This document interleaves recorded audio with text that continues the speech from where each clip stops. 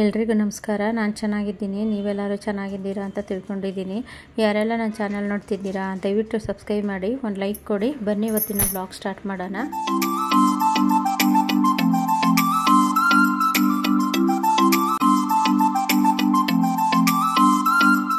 ಮೊನ್ನೆ ನಾನು ನರ್ಸರಿಗೆ ಹೋಗಿದ್ದೆ ಅಂತ ಹೇಳಿದ್ನಲ್ಲ, ಮತ್ತು ನನ್ನ ವ್ಯೂವರ್ಸು ಕೂಡ ನನ್ನ ಫ್ರೆಂಡು ಹೌದು, ಅವರು ನಳಿನಾ ಅಂತ. ನಳಿನಾ ಅವ್ರ ಮನೆ ಹತ್ರ ಒಂದು ನರ್ಸರಿ ಇದೆ ಅಂತ ಹೋಗಿದ್ದೆ, ಮತ್ತು ಅವ್ರ ಮನೆಗೂ ಹೋಗಿದ್ವಲ್ಲ, ಹಂಗಾಗಿ ಅಲ್ಲಿ ನರ್ಸರಿನಲ್ಲಿ ಕುರಿಗೊಬ್ಬರ ಇಟ್ಟಿದ್ರು. ಆ ಕುರಿಗೊಬ್ಬರನ 2 ಚೀಲ ತಗೊಬಂದಿದ್ದೀನಿ. ಪಾಪ ಅವರೇ ತೆಗೆದಿಟ್ಟಿದ್ರು, ನಳಿನಾ ಅವ್ರು ತೆಗೆದಿಟ್ಟಿದ್ರು. ನಾನು ಹೇಳ್ಬಿಟ್ಟು ಬಂದಿದ್ದೆ ತೆಗೆದಿಡ್ರಿ ಅಂತ. ಆಯ್ತಕ್ಕ ತೆಗೆದಿಡ್ತೀನಿ ಅಂತಲೂ ಹೇಳಿದರು. ಪಾಪ ತೆಗೆದಿಟ್ಟಿದ್ರು, ಇಟ್ಬಿಟ್ಟು ಫೋನ್ ಮಾಡಿದರು. ಆಮೇಲೆ ನಮ್ಮ ಯಜಮಾನ್ರು ಬಂದಮೇಲೆ ಹೋಗಿ ಬಂದ್ವಿ ನಾವು. 150 ರೂಪಾಯಿ ಒಂದು ಮೂಟೆ ಇದು ಕುರಿಗೊಬ್ಬರ. ನಾನು ಒಂದು 2 ಮೂಟೆ ಹಾಕಿಸ್ಕೊಂಡಿದ್ದೀನಿ. ತುಂಬ ಚೆನ್ನಾಗಿರುತ್ತೆ ಗಿಡಗಳಿಗಂತೂ. ನಾನು ಇಷ್ಟು ವರ್ಷದಲ್ಲಿ ನಾನು ಈ ಥರ ಹಸುವಿನ ಗೊಬ್ಬರ ಕುರಿ ಗೊಬ್ಬರ ನಾನು ಯಾವುದೂ ಬಳಸಿರಲಿಲ್ಲ. ಬರೀ ನಾನು ಗಾರ್ಡನ್ ವೇಸ್ಟಿಂದನೇ ಗಿಡಗಳನ್ನ ಬೆಳೆಸ್ತಿದ್ದು. ಈಗ ಅಷ್ಟೇ ತಗೊಬಂದಿರೋದು. ನಾನು ಅಲ್ಲಿ ನರ್ಸರಿಗೆ ಹೋಗಿದ್ವಲ್ಲ, ಅಲ್ಲಿತ್ತು. ಸುಮ್ಮನೆ ಎಷ್ಟು ಅಂತ ಕೇಳಿದ್ವಿ ಅಷ್ಟೇ. ಅವರು ರೇಟ್ ಹೇಳಿದ್ರಲ್ಲ, ಹಂಗಾಗಿ ಇನ್ನೇನು ಬಿಡು ತಗೊಳ್ಳೋಣ ಅಂತ ಅಂದ್ಬಿಟ್ಟು ನಿಮಗೂ ತೋರಿಸ್ದಂಗೆ ಆಗುತ್ತೆ ಅಂದ್ಬಿಟ್ಟು ತಗೊಬಂದಿದ್ದೀನಿ. ಅದನ್ನು ಹಂಗೇ ಹಾಕ್ಬೋದು, ಅಂದರೆ ಬೇಗ ಕರಗೋದಿಲ್ಲ. ಹಂಗಾಗಿ ನಾನು ಇದನ್ನು ಸ್ವಲ್ಪ ನೆನೆಸ್ತಿದ್ದೀನಿ.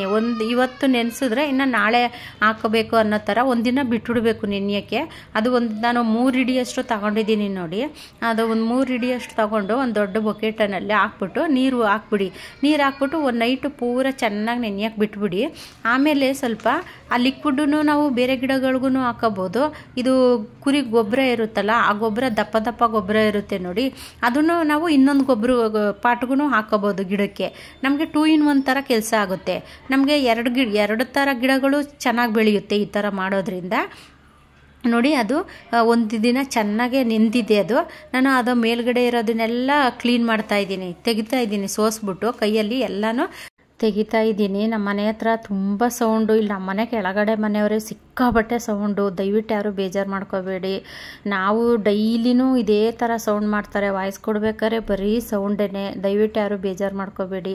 ನೋಡಿ, ಅದನ್ನೆಲ್ಲ ಮೇಲ್ಗಡೆ ಇರೋಂತಹ ಗೊಬ್ಬರನೆಲ್ಲ ತೆಗೆದುಬಿಟ್ಟು ಒಂದು ಬಕೆಟಲ್ಲಿ ಹಾಕ್ಕೊಳ್ಳಿ. ಇನ್ನು ಇದು ನೀರಿರುತ್ತಲ್ಲ, ಆ ನೀರನ್ನ ಬೇರೆ ಯಾವುದಾದ್ರೂ ಗಿಡಕ್ಕೆ ಹಾಕ್ಕೊಳ್ಳಿ. ಆ ಲಿಕ್ವಿಡ್ ಕೊಡೋದನ್ನು ನಾನು ವಿಡಿಯೋ ಮಾಡಿದ್ದೀನಿ ನೋಡಿ. ಇದನ್ನು ಚೆನ್ನಾಗಿ ಹಿಂಗೆ ಇಚ್ಚಕ್ಬಿಟ್ಟು ನಾವು ಗಿಡಗಳಿಗೆ ಕೊಟ್ಟರೆ ಬೇಗನೆ ಕೊಳೆಯುತ್ತೆ. ಈಗ ನಾವು ಡೈರೆಕ್ಟಾಗಿ ಹಂಗೆ ಹಾಕಿದ್ರೂ ಕೊಳೆಯೋದಿಲ್ಲ. ಇಲ್ಲ ನೀವು ಡೈರೆಕ್ಟಾಗೂ ಹಾಕೋಬೋದು, ಇಲ್ಲ ಈ ಥರ ನೆನೆಸ್ಬಿಟ್ಟು ಈ ಥರ ಕೈಯಲ್ಲಿ ಹಿಂಗೆ ಇಚ್ಚಕ್ಬಿಟ್ಟು ಸಹ ಕೊಡ್ಬೋದು. ನಾನು ನೋಡಿ ಈ ಥರ ನೆನೆಸ್ಬಿಟ್ಟು ಹಿಂಗೆ ಕೈಯಲ್ಲಿ ಇಚ್ಚಕ್ಬಿಟ್ಟು ಮಲ್ಲಿಗೆ ಗಿಡಕ್ಕೆ ಕೊಡ್ತಾ ಇದ್ದೀನಿ ನಾನು.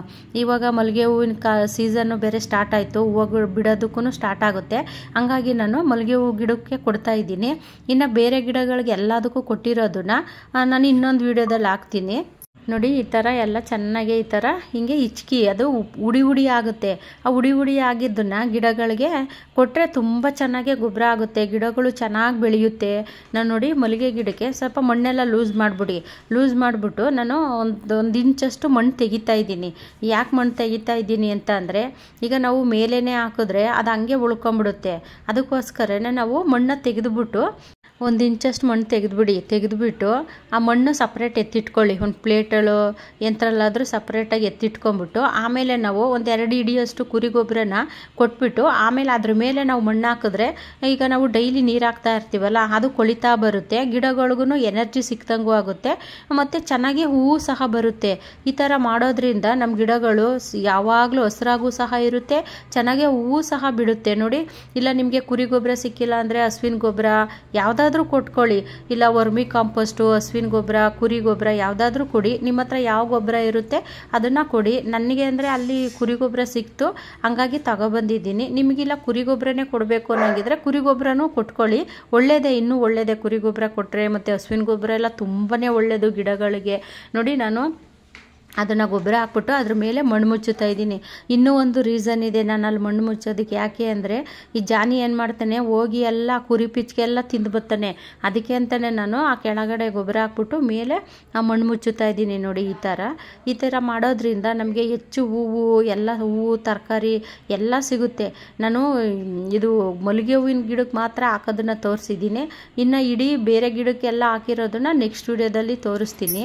ನನ್ನ ಹತ್ರ ಒಂದು 4-5 ಮಲ್ಲಿಗೆ ಗಿಡ ಇದೆ. ಅಂದರೆ ದುಂಡು ಮಲ್ಲಿಗೆ ಮತ್ತು 9 ಸುತ್ತಿನ ಮಲ್ಲಿಗೆ ಹೂವು ಮತ್ತು ಸೂಜಿ ಮಲ್ಲಿಗೆ ಹೂವು ನಾನು ಎಲ್ಲ ಗಿಡಕ್ಕೂ ಹಾಕಿದ್ದೀನಿ ನೋಡಿ. ಇದು 2 ಗಿಡ. ಇದು ಮೊನ್ನೆ ನಾನು ದೊಡ್ಡಲದ ಮರದಿಂದ ತಗೊಂಡು ಬಂದೆ ನಾನು ಅಂತ ಹೇಳಿದ್ನಲ್ಲ, ಅದಕ್ಕೆ ಹಾಕ್ತಾಯಿದ್ದೀನಿ. ಈಗ ನಿಮಗೆ ನೀವು ರಿಪೋರ್ಟ್ ಮಾಡಬೇಕಾದ್ರೆ ನಿಮ್ಮ ಹತ್ರ ಗೊಬ್ಬರ ಇರೋದಿಲ್ಲ, ಆವಾಗ ಏನು ಮಾಡೋಕ್ಕಾಗೋದಿಲ್ಲ. ನಾವು ಹಂಗೆ ರಿಪೋರ್ಟ್ ಮಾಡಿಬಿಟ್ಟಿರ್ತೀವಿ. ಸಪೋಸ್ ನಾವು ಗೊಬ್ಬರ ತಂದ ಮೇಲೆ ನೀವು ಈ ಥರ ಮಾಡ್ಕೊಳ್ಳಿ, ಏನೂ ತೊಂದರೆ ಆಗೋದಿಲ್ಲ. ನಮ್ಗೆ ಯಾವಾಗ ಗೊಬ್ಬರ ಸಿಗುತ್ತೆ ಅವಾಗೇನೆ ಸಹ ತಂದು ನಾವು ಈ ಥರ ಮಣ್ಣು ತೆಗೆದುಬಿಟ್ಟು ಅದರೆಲ್ಲ ಗೊಬ್ಬರ ಹಾಕ್ಬಿಟ್ಟು ಮುಚ್ಚಿಬಿಟ್ಟು ಅದರ ಮೇಲೆ ಮಣ್ಣು ಮುಚ್ಚಿದ್ರೇ ಆಯಿತು.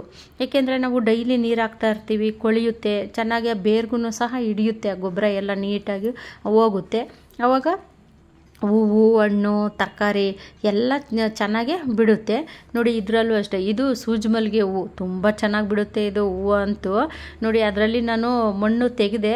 ಮೊನ್ನೆ ನಾನು ಕನಕಾಂಬರ ಗಿಡದಲ್ಲಿ ಅದು ತೆನೆ ಎಲ್ಲ ಕಟ್ ಮಾಡಿದ್ದೆ, ಆ ತೆನೆ ಎಲ್ಲನೂ ನಾನು ಇದರಲ್ಲಿ ಹಾಕಿ ಮುಚ್ಚಿದ್ದೀನಿ. ಹಂಗಾಗಿ ಅದು ನೋಡದೆ ತೆಗೆದು ಮರ್ತೋಗಿತ್ತು, ನನಗೆ ಆ ತೆನೆ ಹಾಕಿ ಮುಚ್ಚಿರೋದು ಮರ್ತೋಗಿತ್ತು. ಆವಾಗ ನೆನಪಾಯ್ತು ತೆಗಿಬೇಕಾದ್ರೆ, ನಾನು ತೆಗೆದಿಲ್ಲ ಮತ್ತೆ ಅದನ್ನು. ಅದ್ರ ಮೇಲ್ಗಡೆನೇ ನಾನು ಹಂಗೆ ಗೊಬ್ಬರ ಉದುರಿಸ್ತಾ ಇದ್ದೀನಿ ನೋಡಿ. ನಾನು ಸುಮಾರು ಪಾಟ್ಗಳಲ್ಲಿ ಇದೇ ಥರ ಮಾಡಿಬಿಡ್ತೀನಿ, ಯಾವುದೂ ಖಾಲಿ ಬಿಡೋದಿಲ್ಲ. ಮತ್ತು ಗಾರ್ಡನ್ ವೇಸ್ಟು ಕಿಚನ್ ವೇಸ್ಟು ಅಷ್ಟೇ, ನಾನು ಸ್ವಲ್ಪ ಮಣ್ಣು ಲೂಸ್ ಮಾಡಿಬಿಟ್ಟು ಅದರಲ್ಲಿ ಹಾಕಿ ಮುಚ್ಚಿಬಿಟ್ಟಿರ್ತೀನಿ. ಈಗ ನಾನು ಅದು ತೆನೆ ಎಲ್ಲನೂ ಹಾಕಿದ್ದೀನಲ್ಲ ಕನಕಾಂಬರದ್ದು, ಅದೆಲ್ಲ ಸಸಿಗಳು ಬರುತ್ತೆ ನೆಕ್ಸ್ಟು ನನಗೆ. ಈ ಥರ ಮಾಡ್ಕೋಬೇಕು ನೋಡಿ. ಇದು ಅಷ್ಟೇ, ಇದು 9 ಸುತ್ತಿನ ಮಲ್ಲಿಗೆ ಗಿಡ. ಇದು ಮೊನ್ನೆ ನಾನು ಕಟ್ ಮಾಡಿದೆ ನೋಡಿ, ಅದು ನೋಡಿ ಎಷ್ಟು ಚೆನ್ನಾಗಿ ಚಿಗುರು ಎಲ್ಲ ಬಂದಿದೆ. ತುಂಬ ಚೆನ್ನಾಗಿ ಮಲ್ಲಿಗೆ ಹೂವು ಈ ಸೀಸನ್ನಲ್ಲಿ ಮಲ್ಲಿಗೆ ಹೂವು ಎಲ್ಲ ಚೆನ್ನಾಗಿ ಬಿಡುತ್ತೆ. ನಾವು ಚೆನ್ನಾಗಿ ಗೊಬ್ಬರ ಎಲ್ಲ ಕೊಡ್ತು ಅಂದರೆ ತುಂಬ ಚೆನ್ನಾಗಿ ಹೂಗಳು ಸಹ ಬಿಡುತ್ತೆ. ನಾವು ಇನ್ನೇನಿದು ಹೂವು ಸ್ಟಾರ್ಟ್ ಆಗುತ್ತೆ ಅಂಥ ಟೈಮಲ್ಲಿ ನಾವು ಈ ಥರ ಎಲ್ಲ ಗೊಬ್ಬರ ಎಲ್ಲ ಕೊಡ್ತು ಮತ್ತು ಒಳ್ಳೊಳ್ಳೆ ಚೆನ್ನಾಗಿರೋಂತಹ ಹೆಲ್ದಿಯಾಗಿರೋಂತಹ ಲಿಕ್ವಿಡು ಗೊಬ್ಬರಗಳು ಎಲ್ಲ ಕೊಡ್ತು ಅಂದರೆ ಅದಕ್ಕೆ ಒಳ್ಳೆ ಎನರ್ಜಿನೂ ಸಹ ಸಿಗುತ್ತೆ, ಚೆನ್ನಾಗಿ ಹೂವು ಬಿಡೋದಕ್ಕೂ ಅನುಕೂಲ ಮಾಡುತ್ತೆ. ಈಗ ನಮಗೆ ಎನರ್ಜಿ ಸಿಕ್ಕಿದ್ರೆ ತಾನೇ ನಾವು ಚೆನ್ನಾಗಿ ಕೆಲಸ ಎಲ್ಲ ಮಾಡೋಕ್ಕಾಗೋದು.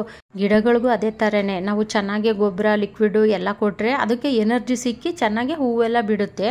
ಹಂಗಾಗಿ ನೋಡಿ ನಾನು ಎಲ್ಲ ಮಲ್ಲಿಗೆ ಗಿಡಕ್ಕೂ ಹಾಕಿದ್ದೀನಿ ಕುರಿ ಗೊಬ್ಬರನ. ನಿಮಗೆ ನಿಮ್ಮ ಹತ್ರ ಇರೋವಂಥ ನರ್ಸರಿಗಳಲ್ಲೂ ವಿಚಾರಿಸಿ ಸಿಗ್ಬೋದು. ಕುರಿ ಗೊಬ್ಬರ ಹಸುವಿನ ಗೊಬ್ಬರ ಎಲ್ಲ ಸಿಗುತ್ತೆ ಸಾಮಾನ್ಯವಾಗಿ ನರ್ಸರಿಗಳಲ್ಲಿ, ಅವ್ರು ಹಾಕಿಸ್ಕೊಂಡಿರ್ತಾರಲ್ಲ, ಹಂಗಾಗಿ ಬೇರೆಯವ್ರಿಗೂ ಸಹ ಕೊಡ್ತಾರೆ ಅನಿಸುತ್ತೆ. ನಾನು ಈ ಕುರಿ ಗೊಬ್ಬರನ ನರ್ಸರಿಯಿಂದನೇ ತೊಗೊಬಂದಿದ್ದು. ನಾವು ಒಂದು ಮೂಟೆಗೆ 150 ರೂಪಾಯಿ ಕೊಟ್ಟು ತಗೊಬಂದ್ವಿ ನೋಡಿ. ನೀವು ವಿಚಾರಿಸಿ ಸಿಗ್ಬೋದು ನೋಡಿ. ಇದಕ್ಕೆಲ್ಲನೂ ನಾನು ಫಸ್ಟೇ ಗಾರ್ಡನ್ ವೇಸ್ಟೆಲ್ಲ ಹಾಕಿ ಮುಚ್ಚಿದ್ದೆ, ಮತ್ತು ಬೇರೆದು ಬೀಜಗಳೆಲ್ಲನೂ ಸಹ ಹಾಕಿರ್ತೀನಿ, ಅದು ನೆನಪೇ ಇರೋದಿಲ್ಲ. ಈ ಥರ ಗೊಬ್ಬರ ಕೊಡುವಾಗ ಅದನ್ನು ಮಣ್ಣು ಲೂಸ್ ಮಾಡೋಕ್ಕೆ ಹೋದಾಗ ನೆನಪಾಗುತ್ತೆ. ಹಂಗಾಗಿ ನಾನು ಇವೆರಡು ಮಲ್ಲಿಗೆ ಗಿಡಕ್ಕೆ ಮೇಲೇ ಗೊಬ್ಬರ ಹಾಕ್ತಾಯಿದ್ದೀನಿ ನೋಡಿ. ಇದಕ್ಕೇನು ಮಣ್ಣೇನು ಅಷ್ಟೊಂದು ಲೂಸ್ ಮಾಡಿಲ್ಲ, ಯಾಕೆಂದರೆ ನಾನು ಕನಕಾಂಬರದ್ದು ಬೀಜಗಳೆಲ್ಲ ಹಾಕಿದ್ದೀನಿ. ಹಂಗಾಗಿ ನಾನು ಇದನ್ನೇನು ಡಿಸ್ಟರ್ಬ್ ಮಾಡಿಲ್ಲ. ಅದ್ರ ಮೇಲೇ ಸ್ವಲ್ಪ ಗೊಬ್ಬರ ಹಂಗೆ ಹಾಕ್ತಾಯಿದ್ದೀನಿ. ಈ ಜಾನಿದೆ ಒಂದು ನಮಗೆ ಸಮಸ್ಯೆ, ಹೋಗಿ ಆ ಕುರುಪಿಚ್ಕೆ ಎಲ್ಲ ತಿಂದು ಬರ್ತಾನೆ. ವಾಯ್ಸ್ ಕೊಡ್ಬೇಕಾದ್ರೆ ಒಂದು ಕಡೆ ಜಾನಿ ಡಿಸ್ಟರ್ಬ್ ಮಾಡ್ತಾನೆ, ಒಂದು ಕಡೆ ಈ ಪಕ್ಕದ ಮನೆಯವರು ಡಿಸ್ಟರ್ಬ್ ಮಾಡ್ತಾರೆ. ದಯವಿಟ್ಟು ಯಾರು ಬೇಜಾರು ಮಾಡ್ಕೋಬೇಡಿ. ನಮ್ಮ ಮನೆ ಹತ್ರ ತುಂಬ ಅಂದರೆ ಸಿಕ್ಕಾಬಟ್ಟೆ ಸೌಂಡು. ಈ ವಿಡಿಯೋ ಇಷ್ಟ ಆದರೆ ಒಂದು ಲೈಕ್ ಮಾಡಿ, ಸಬ್ಸ್ಕ್ರೈಬ್ ಮಾಡಿ. ಮುಂದಿನ ವಿಡಿಯೋದಲ್ಲಿ ಸಿಗ್ತೀನಿ. ಎಲ್ರಿಗೂ ಟೇಕ್ ಕೇರ್, ಬಾಯ್.